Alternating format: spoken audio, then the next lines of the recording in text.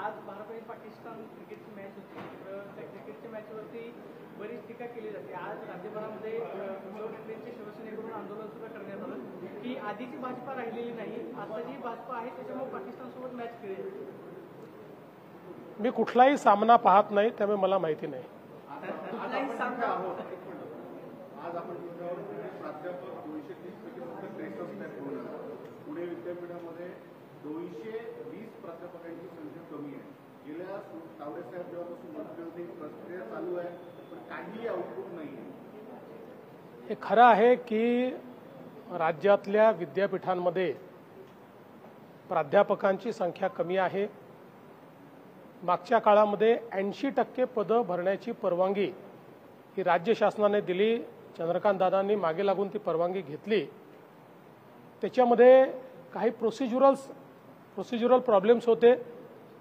विशेषतः माननीय राज्यपाल महोदयांचं मत हे होतं की अतिशय पारदर्शी पद्धतीनं या नेमणुका झाल्या पाहिजेत आणि म्हणून त्या प्रोसेसमध्ये राज्यपाल महोदयांनी काही बदल केले, त्याच्यामुळे काही वेळ गेलेला आहे। पण आता मात्र ते सगळे बदल पूर्ण झालेले आहेत, त्यामुळे लवकरच 80% पदं ही भरली जातील आणि उरलेल्या 20%लाही आम्ही लवकरच मान्यता देणार आहोत।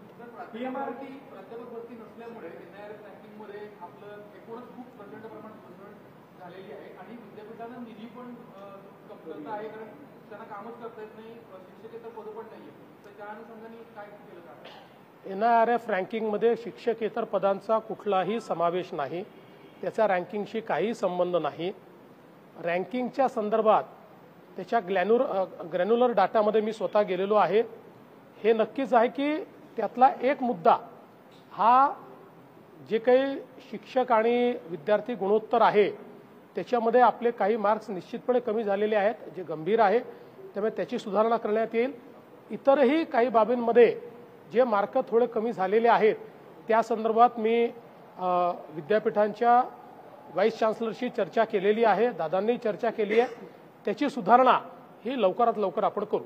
राज्यामध्ये जो नवीन जीआर काढलेला आहे त्याच्यावरती नागपूरमध्ये 10 ऑक्टोबरला ओबीसीचा सगळा महामोर्चा निघतोय, तुमच्यावरती विशेष करून टीका केली जाते। आज विजय वडेट्टीवार असं म्हणाले की राज्य सरकार ही ओबीसीला मूर्खामध्ये काढण्याचं काम करते। जो जीआर काढलेला आहे त्याच्यामुळे ओबीसीचं आरक्षण जवळपास संपले आणि सर त्याला मला असं वाटतं की दोन्ही बाजूने केवळ राजकारण चाललेलं आहे।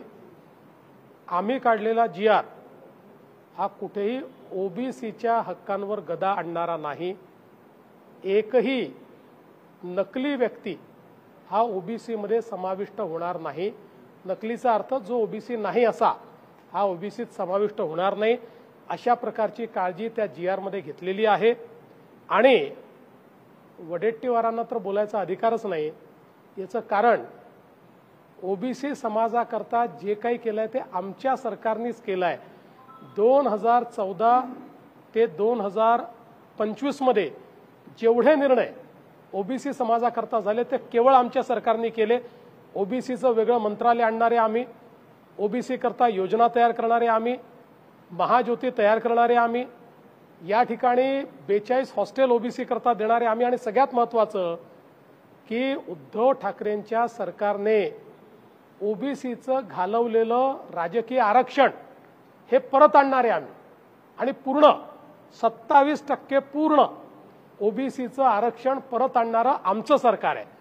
त्याच्यामुळे ओबीसीला हे समजतं की त्यांचं हित पाहणारे कोण आहेत।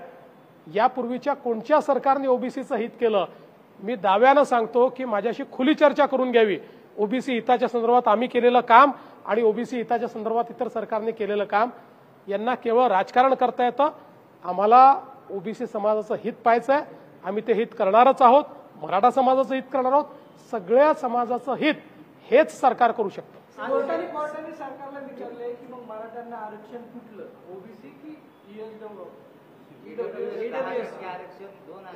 असं कोर्टाने कधी विचारलं मला माहिती नाही, विचारलं असेल तर उत्तर देऊ। ओबीसी समाजातल्या 2 तरुणांनी आत्महत्या केली। तुम्ही ओबीसी समाजाला वारंवार सांगताय की भाजप असेल किंवा आम्ही सगळे नेते असून ओबीसी समाजाच्या बाजूने दोन्ही समाजात तेढ निर्माण होऊ नये असे प्रयत्न तुम्ही पहिल्यांदा बाईट दिली होती जीआर आल्यानंतर, पण आता ओबीसी समाजातल्या लातूर जिल्ह्यातल्या दोघांनी आत्महत्या केली आहे, काय आव्हान करणार? मला असं वाटतं की जोपर्यंत दोन्ही समाजाचे नेते खरी वास्तविकता काय आहे ही समाजापर्यंत पोचवणार नाही तोपर्यंत हे तेढ कमी होणार नाही. याच्यामध्ये पहिल्यांदा तर मी एवढंच सांगू इच्छितो की ज्यांच्याकडे कुणबी नोंदी आहेत त्यांना सर्टिफिकेट मिळणार आहे.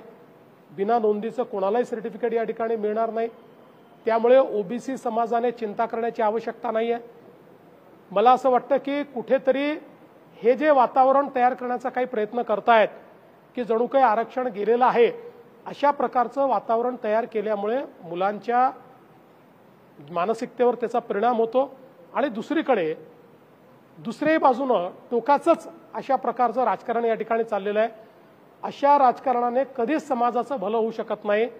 समाजाचं भलं हे समाजापर्यंत वास्तविकता पोचवली तरच होऊ शकतं. आम्ही ती वास्तविकता समाजापर्यंत पोचवतो. समाजाची काळजी आम्ही घेतो.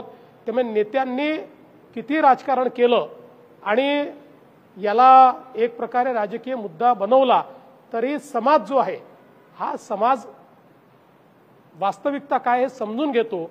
हे आजपर्यंतचा माझा अनुभव आहे. शरद पवारांची बोलताना असं म्हणाले की के जो ठिकानों को ध्वस्त किया था भारतीय सेना ने, अब पाकिस्तान उनके रिकंस्ट्रक्शन के लिए फंड कर रहा है, ऐसी रिपोर्ट्स आई है. एफएटीएफ का यहाँ पर रोल बनता है.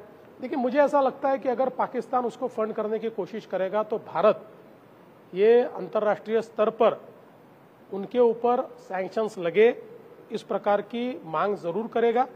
लेकिन ये जो मुद्दा है इस मुद्दे के ऊपर आधिकारिक तौर पर भारत सरकार ही बोल सकती है. मैं इस पर आधिकारिक तौर पर नहीं बोल सकता. हाँ, डीजे मुक्तीचं चालू आहे. सोलापूरमध्ये लोकांनी केलं, पुण्यात सुद्धा मोहीम चालू आहे. सकाळ म्हणजे सह्यांची मोहीम झाली आहे. मुंबईत आणि या लोकांना त्रास होतोय, म्हणजे ज्येष्ठांपासून लहानांपासून सर्वांना.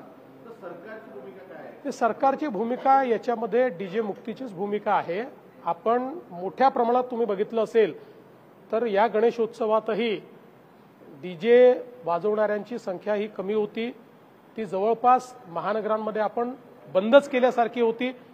काही ठिकाणी आपण त्याच्यावर कारवाई केली आहे. आपला प्रयत्न एवढाच आहे की जरी याच्यामध्ये आपण वाजवू नका असं सांगितलं तरी आपण लोकांमध्ये जागृती जास्त करतो. जागृतीतनं लोकांनी हे वाजवणं सोडलं तर ते अधिक चांगलं आहे, ते अधिक टिकणार आहे. हा प्रयत्न आपला आहे. चला. पुण्यात आहात म्हणून हा प्रश्न सर. गणेशोत्सवाच्या आदल्या दिवशी म्हणजे गणेश विसर्जनाच्या आदल्या दिवशी पुण्यात जे काही टोळी युद्धातून 19 वर्षीय तरुणाची हत्या करण्यात आली, पोलिसांनी 11 जणांना अटक केले, पण पुण्यात पुन्हा टोळी युद्ध डोकं वर काढते का? टोळी युद्ध वगैरे काही नाही आहे. हे आपापसात एकमेकाची यांची जी काही शत्रुता आहे पण ती आम्ही चालू देणार नाही. कोणीही डोकं काढलं तर त्याचं डोकं कसं खाली करायचं आम्हाला माहिती आहे. शरद पवार साहेब बोलताना असं म्हणाले की राज्याची एकेची विण जी आहे ती उसवली जाते.